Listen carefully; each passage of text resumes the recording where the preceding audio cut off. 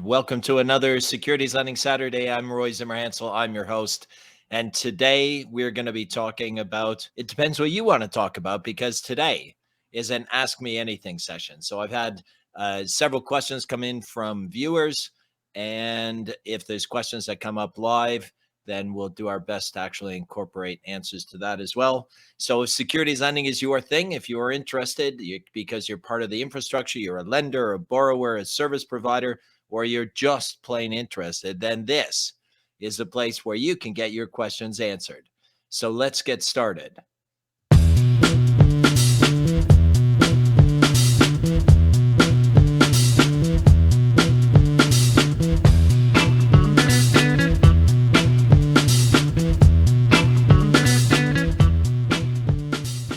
Today's a live Q&A session. Now, at the bottom, next week, I'm going to be talking about market data.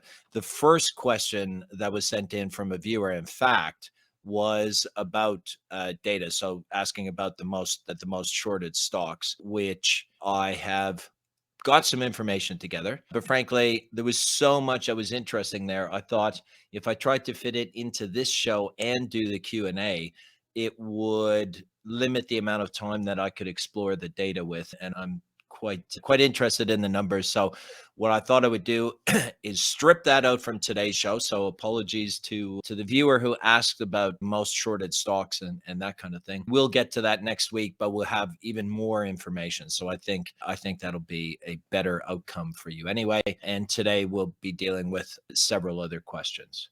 Now, which questions are they? Which is, I knew you were going to ask. So one of the things I get asked about quite a lot is another version of stock loans. And I'm going to talk a little bit about stock loan, the other kind. So not the securities lending stuff I usually talk about, which is also stock lending or bond lending, but in fact, what I call securities-based cash loans, which sometimes are also called stock loans, which drives me up a wall. But I'll talk about that in a minute. Two other questions that have come in. One is, can retail investors lend securities?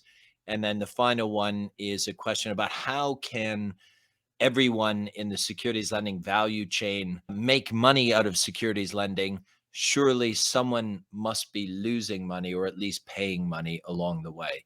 And again, that's a question that has often been asked. In fact, I think my mother asked me that probably about 35 years ago, I think. So it's not the first time that question has ever been asked. Let's just get to it. There's a LinkedIn viewer who's actually said something. So it said superb, Roy. So I really appreciate that. Again, it's one of these things where I can't tell who is actually sending in. So if you're sending in messages on LinkedIn and you want me to give you a shout out, I'd love to do that. Just drop your name. Make certain you put your name in any comments and I will recognize you. But anyway, thank you very much for your kind words. As always, if these videos, any are helpful at all, I'd love it for you to just give me a thumbs up on that. That helps more people see it. Also helps me know what you like and what you respond to and what you want more information on, so I can plan in future more things that you want to see, not stuff that I necessarily just want to actually present to you. So that will help. Of course, if you're interested in subscribing, that would be fantastic. I think we're over 600 subscribers now. We went through the 500 figure, which got the community channel. Don't forget, we've got a community channel now where every couple of days I put some comments in there. If you want to add any questions or comments into the community channel, that'd be great. Otherwise, check it out from time to time. I put hopefully useful information and links into that. The next goal for subscribers is to get to 1,000. We'll see how long that takes, but the numbers have been growing. So thank you very much for your support. Right, here we go. Securities lending versus securities-based cash loans, also known as stock loans. Now, obviously, I'm not going to talk about securities lending. I've got whatever 100 other videos on here that will talk about that. So let's look at what securities-based cash loans are. And as the name suggests, it's a loan of cash which has as its collateral or its secured shares in a publicly traded company. Okay. Any of the stocks that you see in the market could be used as potential collateral against a loan where someone can borrow money. Now, they can be with recourse or usually they are non-recourse loans. So what do I mean by recourse or non-recourse? It means that in the event that the loan doesn't get paid back for whatever reason, the question is, does the money lender have any right to go back to the money borrower and pursue other assets or follow them up for money, make sure they get paid back the full amount that they loaned out? That's a recourse loan, where if I lend you $100 and you don't give me the $100 back, I'll sell your collateral, and if I'm short of that $100 that I loaned you, of course, plus interest, I'll come after you for the money. Maybe take you to court, maybe take other assets, maybe take other securities, whatever. I have recourse to follow up and pursue with you for any shortfall. Now, typically these loans, though, are non-recourse, and that's one of the big features of them, meaning that, again, if for whatever reason the loan doesn't get paid back, the money lender really doesn't have any recourse beyond the collateral that they're holding on to. So they obviously want to pay a lot of attention to which securities they are taking as collateral, what the turnover is, any limitations or constraints on that, what the volatility of the security is, and of course, how much money they would be willing to lend against that position. That's what non-recourse is. The money lender is restricted to just the collateral that they have. Now, who uses it? It's same with anything. Anyone can use it. That can be individuals, so retail investors, and that includes insiders in the company, including the founders of the company. So what it does is it gives access to people that might not otherwise be able to borrow against their company positions. So it's pretty flexible in the sense of who it can approach or who can use this vehicle. And also companies themselves can borrow money by issuing treasury shares, or if they have treasury shares that are in issue and just not distributed, they can use those shares to borrow money for corporate purposes as well. Obviously, there might be a difference in the company because they very much are interested in making certain that they don't dilute or impact the share price performance, because that might have other knock-on impacts on the company itself. But of course, individuals who are just borrowing money and they might be long-term investors, they also might have that same kind of a concern. I've just got a question in from Harbin. In addition to the question in the deck, could you also answer offer rate? Is it market driven? Yeah, look, thanks very much for those questions.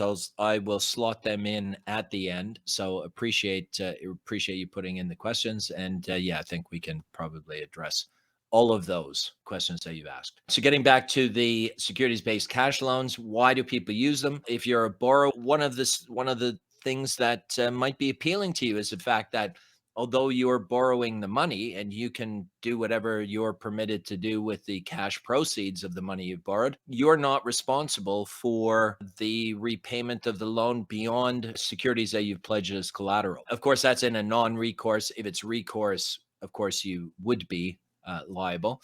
But what it does is it gives you flexibility to actually borrow money against a share position. If everything works out as planned and you pay the money back, you get your shares back. If it turns out that everything goes horribly wrong, you don't have to worry about disposing of the assets and repaying the loan.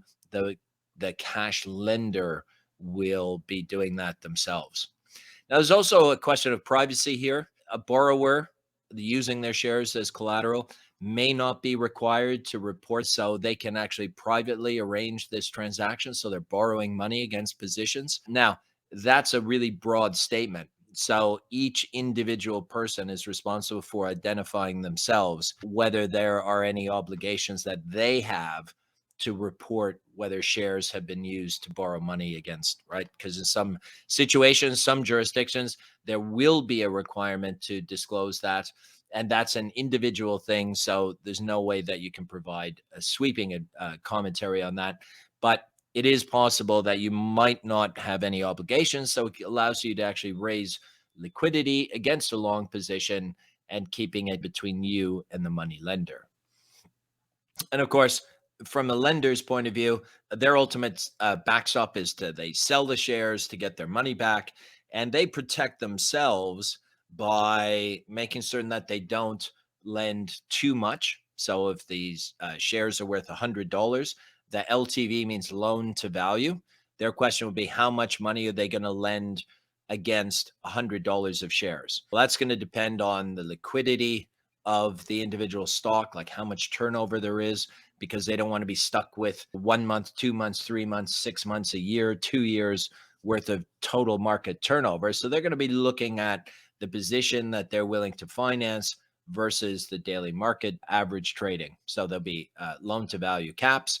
There will also be triggers there that say if the share price falls, when it gets to a certain level, the cash borrower might be required to post additional collateral. If they don't provide additional collateral, of course, there will be liquidation triggers where the money lender will have the opportunity to and the right and privilege to dispose of the shares at their discretion.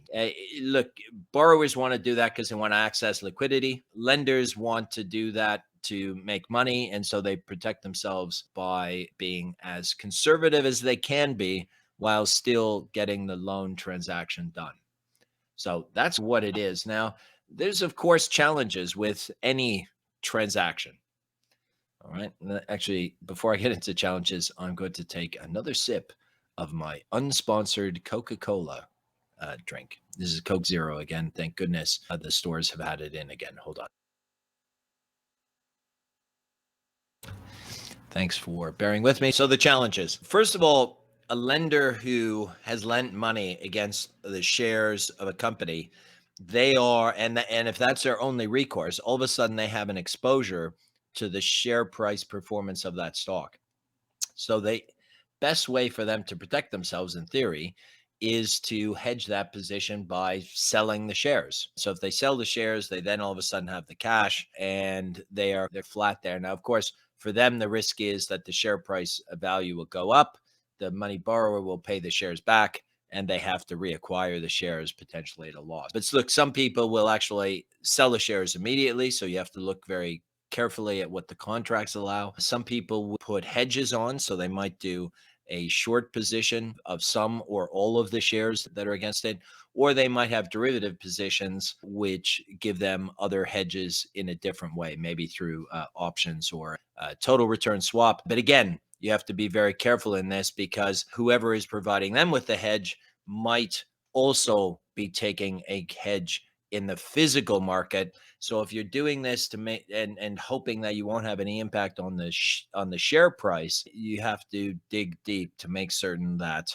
that as to what the rights, obligations, and market practice is of the money lender. So I would say one of the things that's particularly important if you are a founder or maybe a board member or maybe a major shareholder, look, you have to be very careful about what happens to that beneficial ownership reported position.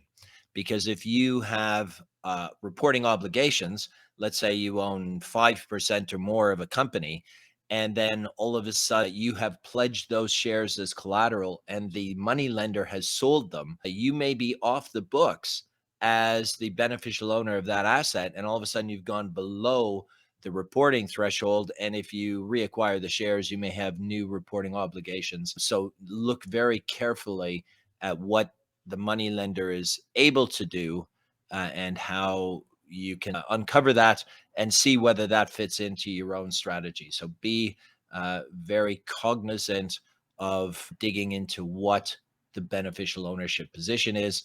And that also extends to what happens with any voting rights. Again, if you are a significant shareholder, you may want to make certain that you can continue to vote your shares, and that isn't always possible under all of the arrangements. Also, how dividends get handled, like you might be used to getting dividend flows from your shareholding position. Some of the money lenders will actually use dividend flow to reduce the outstanding amount on loan, the amount of cash on loan. So be aware of that, and also pay a lot of attention to those liquidation triggers and what might put you into default. So be very clear about what you're doing. And look, the bottom line in many of these transactions is that they are typically unregulated money lending practices.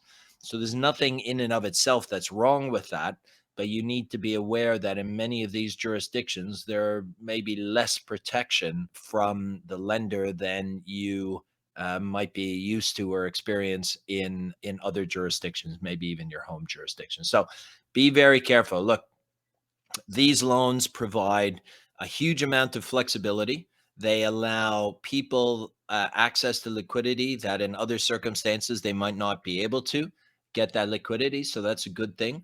However, these are complicated transactions in the sense of there's a lot of layers and a lot of things you have to understand in order to make certain that it's the right type of transaction for you. And as with everything, buyer, make certain you understand that. Look, I've been involved in these transactions. If any of you out there are interested in exploring this further, I'd be happy to talk to you offline. But so they do provide a useful role, but the bottom line is it's not a stock loan because you're not lending stock, you're lending money. It's a cash loan. I wish people would stop calling it stock loans. That's my little gripe. Okay, so that's securities lending versus securities-based cash loans, sometimes also called stock loan. The next question that someone asked was, can retail investors lend stock? And I've been talking about this as being one of the key trends that is affecting the future of the securities lending business, and therefore adding more liquidity to the market because, yes, they can, and it's becoming a more commonly offered product and more service providers are enabling it. So, as an example, in addition to traditionally firms like Charles Schwab and E-Trade and Ameritrade and Webull and others, most recently Fidelity, and soon Robinhood, I think, is also going to be adding fully paid lending programs. There's been a lot of noise about that in recent days and over the past couple of months. So it is becoming much more commonplace. And look, it's just like stock loan. The reality is the service provider, the one of the firms that I've talked about a minute ago, or other service providers, they basically become the intermediary. Although structurally, they typically are a principal intermediary, whereas often the agent lenders acting for institutional investors are acting as agents, as the name suggests. Okay, so structurally a little bit different. So there's brokers, banks, and other financial intermediaries that offer it.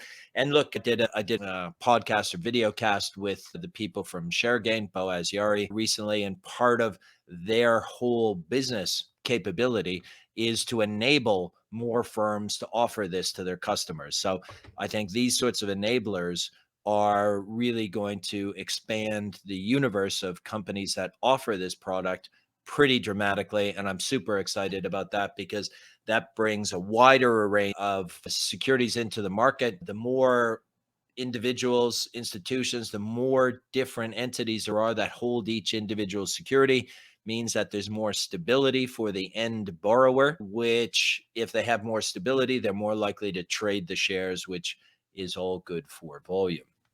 Now, of course, why do people do it? Well, they do it to earn money. It's the same whether you're a retail investor or an institutional investor.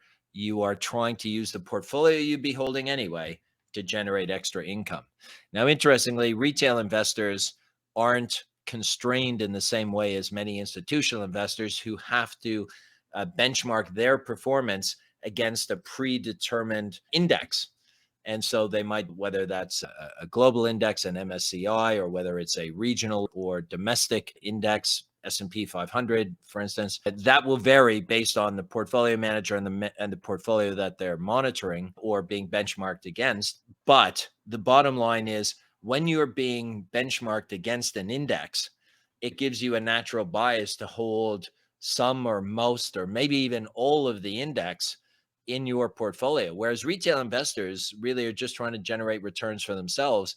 So that's why their investing and holding and trading profiles look different to institutional investors. Two mutual funds following the same index will have very similar portfolio constructs, whereas a broker that brings in 1,000 clients into a fully paid lending program, that's 1,000 individual profiles of those customers. So you can imagine that the more brokers there are, the more individuals that come into that, the broader and that the positions will become. Now, why is it called fully paid? And that's the reason for that is where the service provider, let's say they're lending money to their client, so that client can leverage up the position that they hold. In most jurisdictions, if a service provider is lending money to the customer, to the extent that they are lending them money to the same amount that they're lending money, they usually are allowed to use that investor's securities for their own purposes, maybe to use as collateral, maybe to lend out themselves, who knows? But where they're lending money, they usually have some rights over the underlying assets.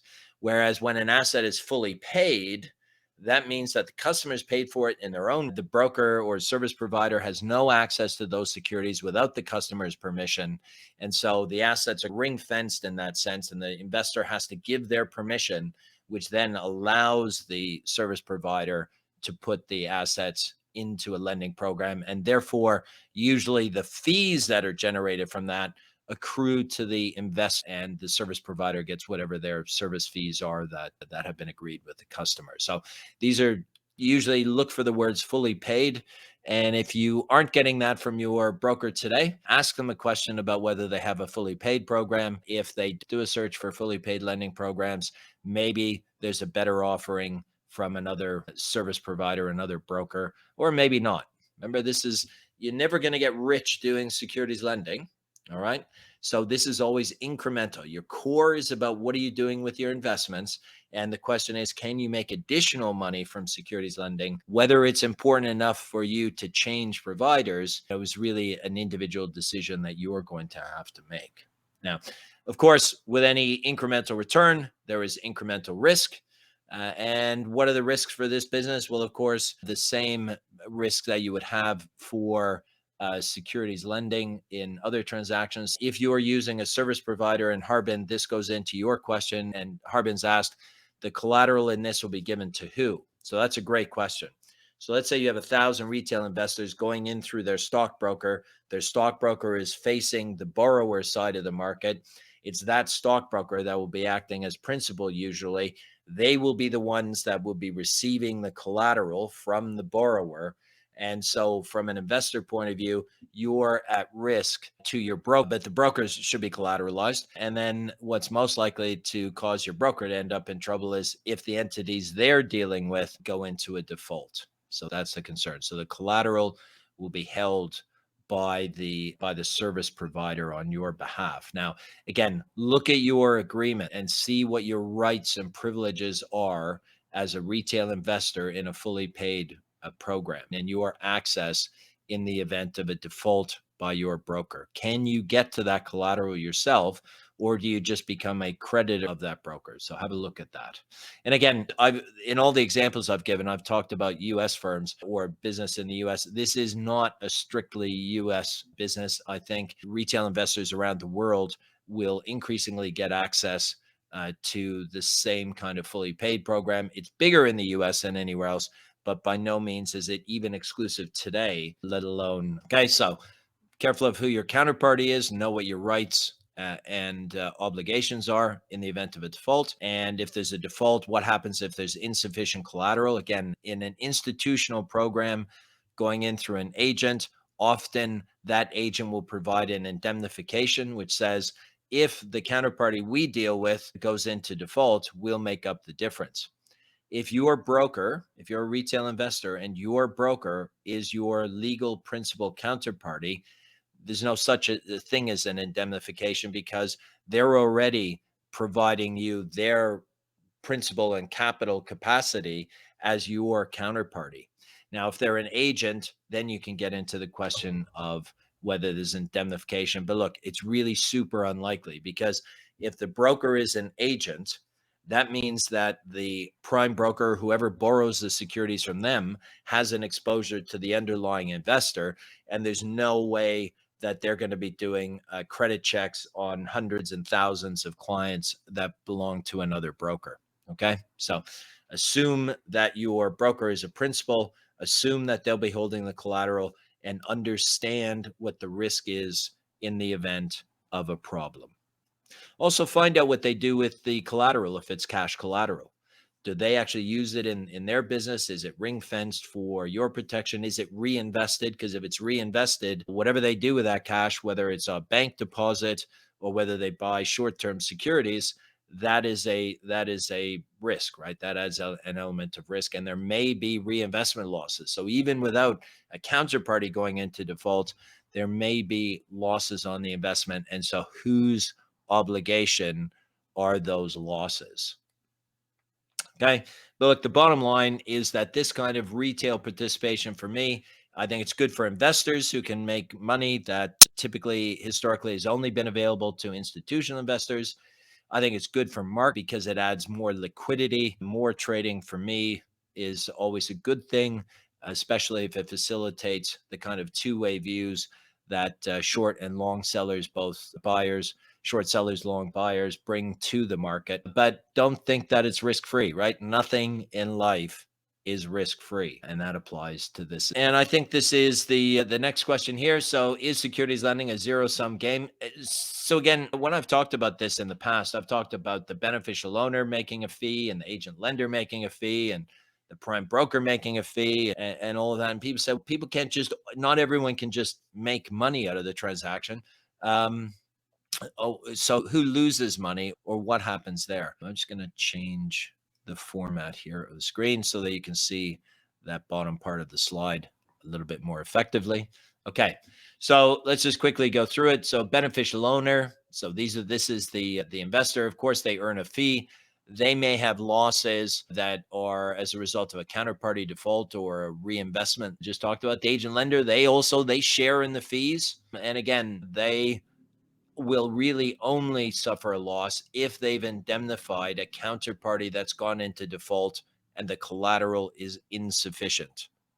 All right. Or if they've made an error. Of course, if people make errors along the way, they may be liable for losses there. But look, an agent lender is pretty much protected with the exception of a counterparty default or their own misdeed. Prime broker, directly or indirectly, the prime broker will charge a borrowing fee to their hedge fund clients. So when I say indirectly, sometimes it can be blended into other revenues from that same customer. So there may not always explicitly be a stock loan fee, or if there is an explicit stock loan fee, it may not always cover the full cost of borrowing a share, right? The rate might be different, or the transaction volume and cost might exceed the fees that the prime broker is making. But look, they're in the business to make overall money from their hedge fund relationship. So they make money.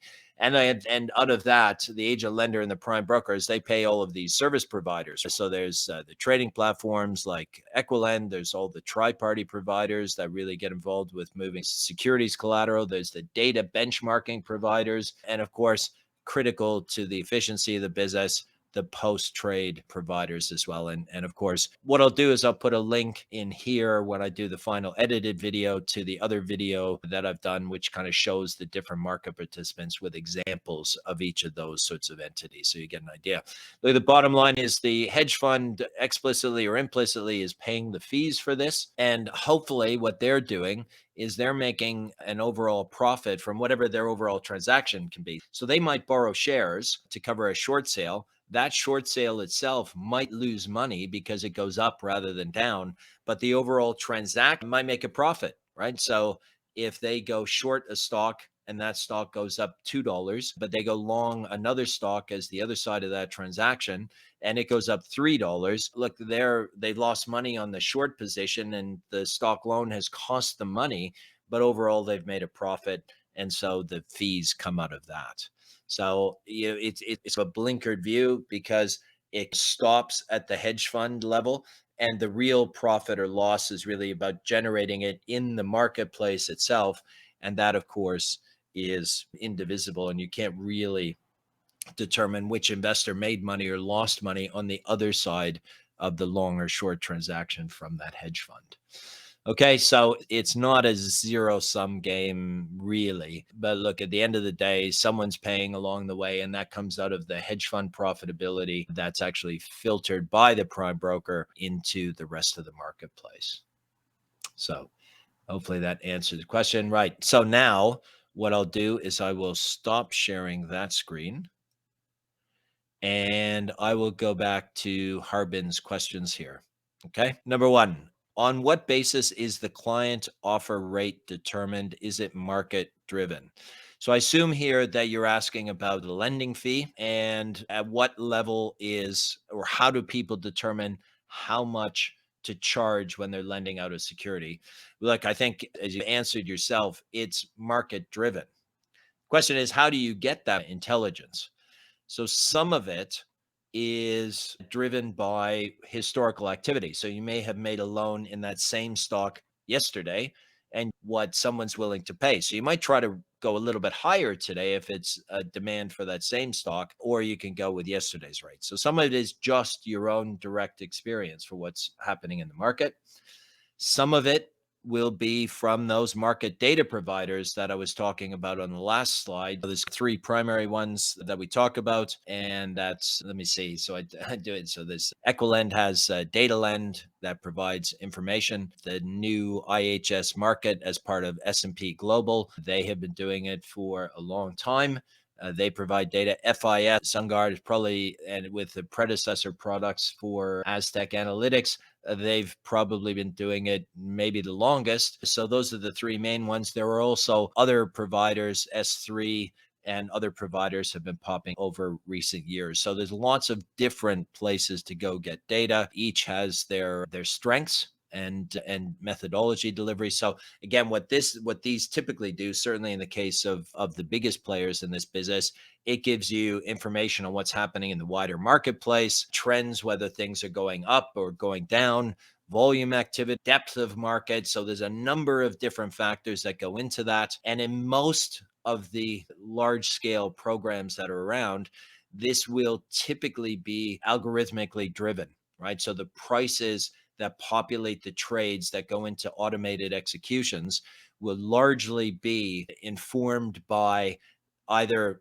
the direct data providers, the benchmark data providers, and what's happening with a stock, or maybe a blended figure that's a little bit of your own experience blended with what's happening in the data providers. But look, this is supply demand. I keep coming back to it. Securities lending is as basic a supply and demand game as you can have. If there's a lot of supply and a little bit of demand, the rates will be very low. We see that with stocks like Apple. Huge amount. Everybody holds some Apple shares. Lots of shares available in the market because the biggest companies, there's a lot of transparency in there. It's hard for a would-be short seller to dig out information that isn't commonly known. So what's their information edge in that kind of a transaction?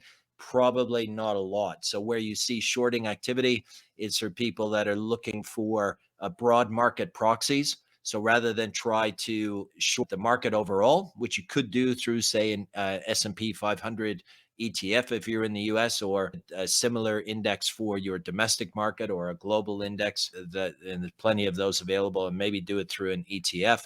There's lots of opportunities, but you could just do Apple and say Apple is a proxy for the market, or Apple and Google and Microsoft, that whole group, that's a proxy for the market. So we short the activity there. So it's less about what's happening with those individual companies and more about that's what will be happening in the overall market. So very high supply, relatively little demand for that, fees very low. If you do the other side of the coin there, and I will pick on, and because that came up, and that will be in next week's show. Rivian, another electronic vehicle that's come out recently. EVs in general as a sector, with the exception maybe of Tesla, and even they've had a little bit of pain. But as you saw in my last video, Faraday Future, the reality is EVs are generally under attack, rightly or wrongly. It's not for me to say, but Rivian has produced quite a lot of fees for lenders. And the reality is there's relatively few shares available relative to the demand of interest to short. So the fees are very high. So supply and demand, right? Pretty straightforward there. The next question is, it's just easier for me to read, so I'm going to take it off screen. Hold on. The borrows made sometimes have a term date. What's the significance to have a term date from the borrower and the lender's perspective? Look, a great question. Most securities loans are open transactions, which means that either the borrower or lender can terminate the transaction without any kind of penalty, or without having to give any particular kind of notice. There's a maximum notice period, but not a minimum notice period. And Then, so why do you have term trades? We have term trades largely for at least two reasons. Number one, there might be some kind of corporate event. There might be an M&A transaction. There might be some kind of an offering coming up from the company where they're doing a secondary listing. There might be a structural corporate change which might affect the value of a transaction. So there'll be some kind of an event going on.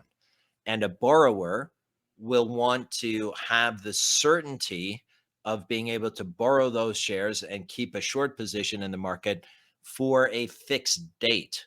They might say, I need these stocks until the middle of next month. And the lender should say, look, that removes my flexibility to cancel the loan at any point in time. Therefore, I will want a premium to make certain that those shares will be available for you for that fixed period. All right. So what the borrower is trying to do there is they want to take a short position. What they're willing to do is pay maybe a premium in order to have guaranteed access to that security for a fixed period. So part of it will be that there's some kind of event.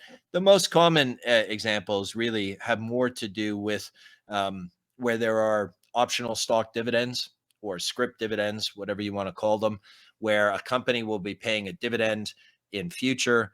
That company gives investors the option to have a stock dividend or a cash dividend. And usually the stock dividend will be offered with a small discount so that the company doesn't have to pay out the cash, and they widen their shareholder base by issuing more shares. And because there's a discount in there, you can put a trade on that actually captures that discount. So it doesn't impact the company. It doesn't impact the tax man. It's actually just extracting some market inefficiency for the profit of the investor. But you have to make certain that you've got those shares. I might pay a premium so that you will make certain that you are lending them to me over the dividend period. So part of it is trading related. The other part relates to the collateral transformation trades. And again, maybe I'll drop another video in the final edited version of this so you can see the link there. And that's where an investment bank or a securities firm might be doing a collateral transformation, taking collateral that doesn't satisfy their overall collateral needs for external parties or to meet their regulatory obligations to make certain that they have sufficient liquid assets on their balance sheet so that they can meet effectively liquidity coverage ratio. In other words, they need to be able to demonstrate, many firms, that they can operate in an illiquid, closed down money borrowing market environment for 30 days. And one of the ways that they demonstrate to their regulators that they can self-fund for 30 days or longer is by holding very liquid assets like government bonds on their balance sheet. Now, what they will want to do to make the most of that is for the collateral that they're giving that doesn't qualify. What they will want to do is have the lender of those government bonds that they want to trade with guarantee that they will take the unqualifying assets for a period of 30 days or more. And once they cross that 30-day barrier, that means that the assets that they using for the transaction there, they all of a sudden qualify for better regulatory treatment. But they have to have a term date on that, because if I agree to take collateral from you that doesn't satisfy the regulatory requirement and it's not a high quality liquid asset, even if you are giving me $100 for $100 of value that the assets I'm giving you have, the reality is you might change your mind tomorrow. There might be a crisis and you go, Roy, yesterday that was okay. In today's market conditions, I'm not good with that. So by going past the 30-day hurdle that regulators put in, you now have a term trade, which makes certain that the collateral I've given you qualifies for better treatment from my perspective.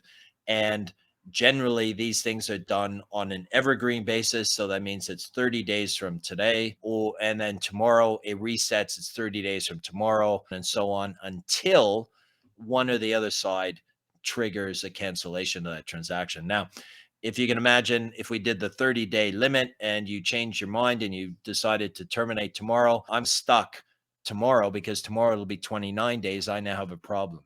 So in order to get around that, you typically do a 90-day transaction, say, because then if the other side triggers a cancellation, you've still got 60 days before your assets get the poor treatment.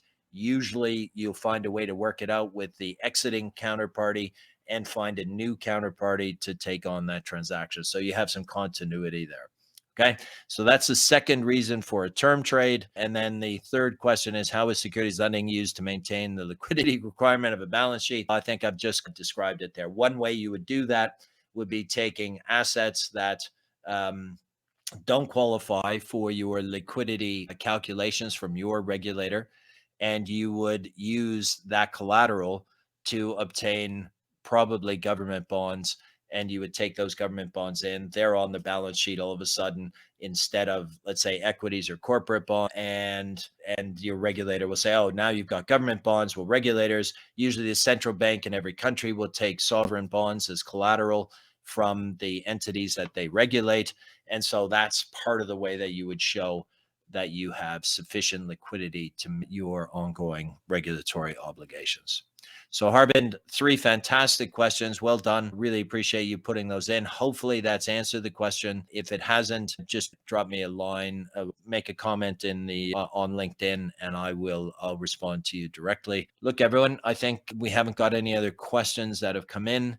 So let's just do a quick wrap up of this. This show's gone on much longer than I expected. So thanks for the questions, and hopefully they've got your answers.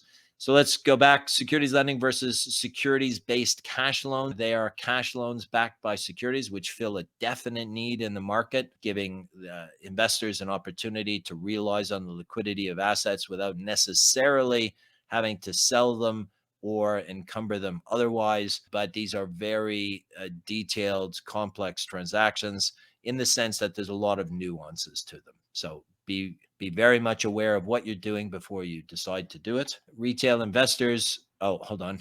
I realized I'm not sharing my screen. So let me just go back to share that screen again. Okay, let me go back to this. Maybe you can see that better. So that's what I was talking about. The first one, cash loans are backed by securities. Of course, that fills a need, but in my opinion, shouldn't be called stock loans because you are not lending stock, you are lending money.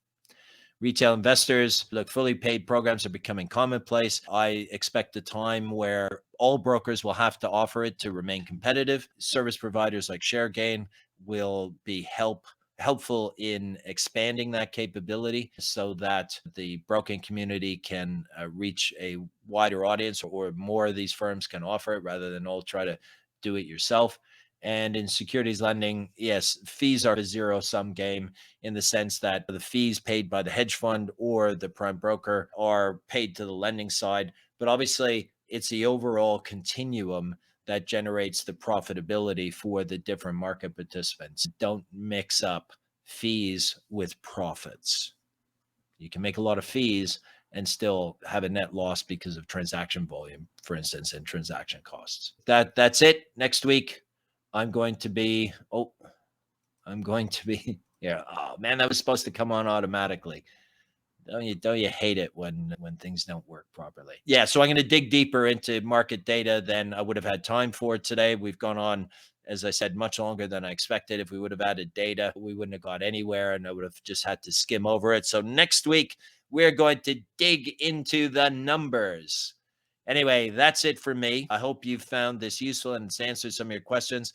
This is the second session that we've done. We did the first one in February. So this is 3 months later, not quite 3 months later. So maybe I'll do it again, maybe towards the end of the summer. I can't believe I'm already talking about the end of the summer. We're not even in summer yet. So maybe in 3 months' time, maybe in August when everyone else is bored and lonely, maybe we'll do another Q&A then. But next week, it's all about the numbers. I'm Roy Zimmerhansl. I'm your host from Pierpoint Financial. I hope you found this interesting. Have a great Saturday. Have a great weekend.